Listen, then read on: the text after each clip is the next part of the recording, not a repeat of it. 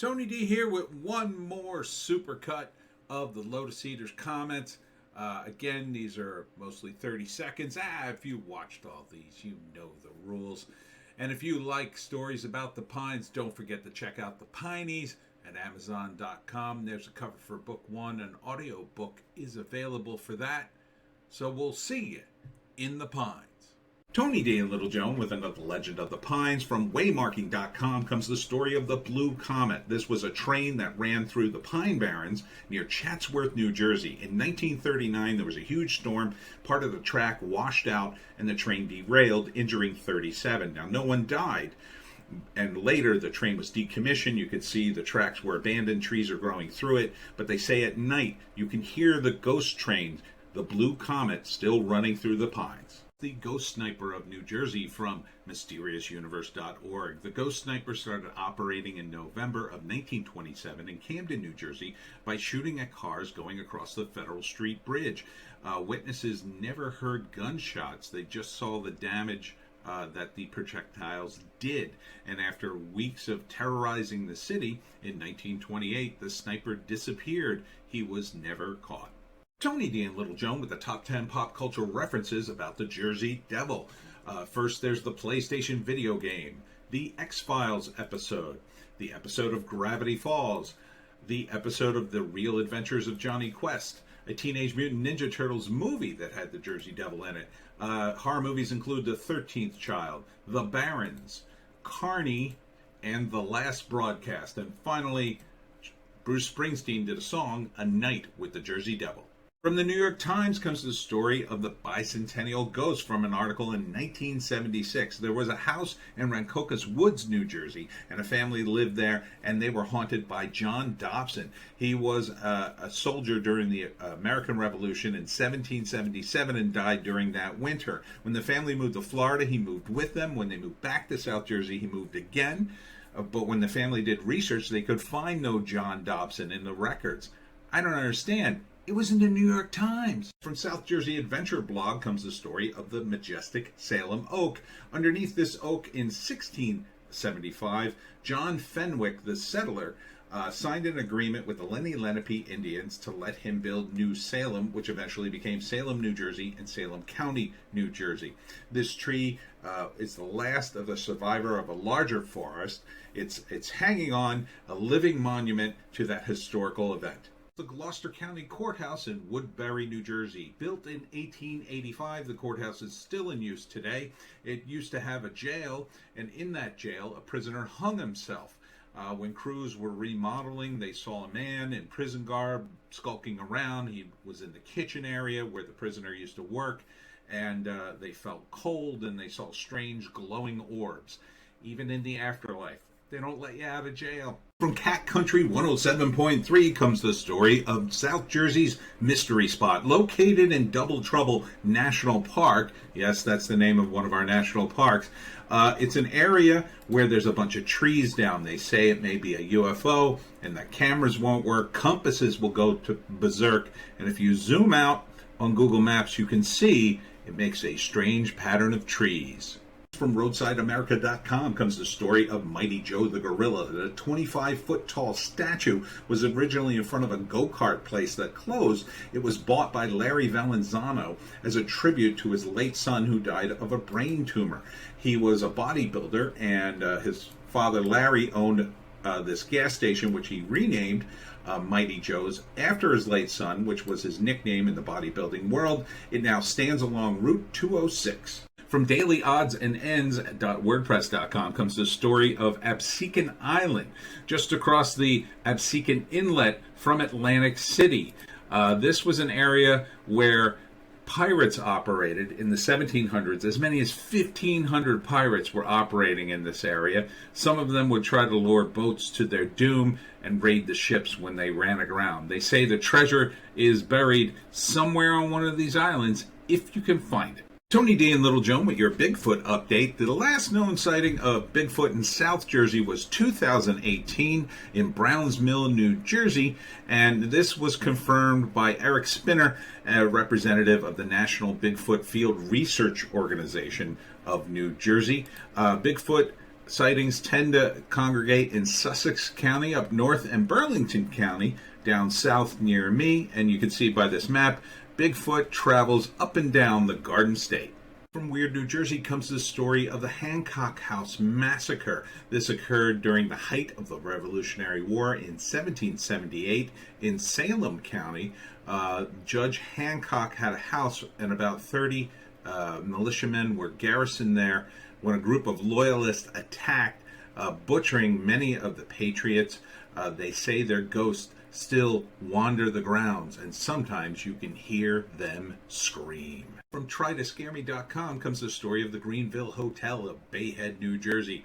This hotel was built in 1886, and guests report seeing people from the 1920s, ghosts wandering around the hotel. Some people report the sound of children's laughter, and others report waking up in the middle of the night feeling like someone is sitting on their bed. It's the Cape May Fish Market of Cape May, New Jersey. Originally built as a hotel in the 1800s, the American Hotel, it was turned into stores and this seafood restaurant, which serves things like oysters, Rockefeller. The security camera captured this ghostly image of a ghost, and most mysteriously, things move without anybody touching them. Proof, Callum. From GhostQuest.net and Shadowlands.net comes the story of the ghost car of Fork Landing Road in Cinnaminson, New Jersey. Now, the car appears on this road in front of the Jug Handle Inn in the wintertime just before midnight at this intersection and follows you and then disappears. No word yet on how the state of New Jersey will collect its toll. Tony D and Little Joan with another legend of the Pines, the Greenfield House in Haddonfield, New Jersey. Built in 1728 originally as a log cabin, it was replaced a few times before John Gill IV built this house, which is now the Haddonfield Historical Society. It is inhabited by two ghosts, including John Gill IV's wife and two young girls who died of the flu in the 1850s, who help other little children when they are sick. From Brigantine, New Jersey comes the story of the Lady in White. She walks along 13th Street looking for her lost love. This is a very common ghost story in many cultures. Also, North Jersey has a version called Annie's Road. Annie was hit by a car and continues to wander it.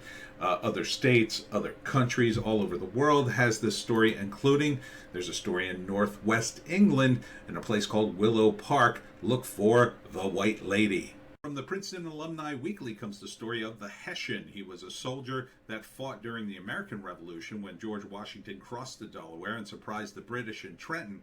They fled to the Princeton campus, burned down part of the college and a church, and the Hessian himself died trying to get into this house on Edge Hill Street. The family who lives there says every Christmas he appears, smiles, and then flies out the chimney.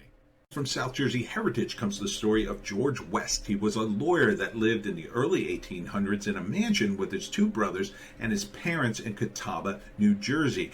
George slowly poisoned each member of his family one by one to get at the family fortune. After they were all dead, he took the money and left. But he also rigged the front door of the mansion with a shotgun booby trap. But months later, when the money ran out, he came back to the mansion, forgot about the trap, and killed himself. The Southern Mansion of Cape May, New Jersey. This was built in 1863 by George Allen, a rich industrialist from Philadelphia. His family lived here for 83 years until the last family member, Esther McCure, died in 1946. The place fell into disrepair until another family came along and restored it. Esther's ghost wanders the halls, happy her family legacy has been restored. The Ocean City Life-Saving Museum in Ocean City, New Jersey. Dedicated to all things lifeguard, the museum is haunted by the ghost of a small blonde boy. The museum curators keep seeing him and mistaking him for a live kid. Maybe he was rescued and likes the lifeguards. They've even built a creepy mannequin to represent the boy and what he looks like. From NewJersey.com comes the story of Francis Hopkins. He was a delegate from New Jersey who signed the Declaration of Independence, and he lived in this house back in the 1700s in Bordentown, New Jersey. It's now a law firm. But they say sometimes at night you will see strange lights coming from the building and the shadows of a man and his dog roaming around. It is supposedly Francis and his loyal dog Frankie. Even in the afterlife, the doggos never leave you. From Weird New Jersey magazine comes the story of the Phantom of Phalanx Road in Colts Neck, New Jersey. Two friends back in 2006 had stopped their car along the side of a road which was known for people getting hit by cars, and they were searching on the floor for something they had dropped. And when they sat back up, there was a woman standing next to the car just staring at them. She didn't talk, she didn't respond, and the driver got creeped out and started to drive away. They called the police, but there was no record of any accident or any cars breaking down.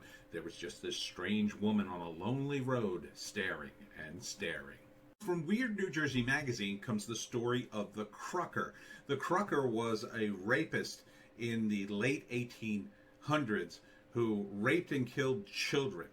This grave is supposedly that of one of his victims. It was built in the family plot on the family's property. The house of the family has long since burned down. This is in the middle of the pines. Legend has it, if you stand near the grave and face east, you will hear the tortured cries of the Crucker's victims. Tony D and Little Joan with a legend from North Jersey. This time it's the Devil's Tower of Alpine. The Devil's Tower was built in the early 1900s by a millionaire for his wife Harriet so she could admire the view of New York City from the Jersey side. Unfortunately, the millionaire cheated on her and Harriet threw herself from the tower and died. It is said that if you drive around the tower 3 times, you'll meet the ghost of Harriet, and if you walk around the tower backwards 6 times, you'll meet the devil himself. From CapeMay.com comes the story of the ghost of Higbee Beach. There was a hotel in Cape May called the Higbee Hotel in the mid-1800s, operated by Thomas and Joseph Higbee. When the brothers died in the 1870s, Thomas wanted to be buried on the hotel property, and he was. But in 1937, his niece moved the body, and this didn't sit well with Thomas. The hotel is long gone, but Thomas continues to wander the beach where his hotel once stood, admiring the natural beauty of his beach.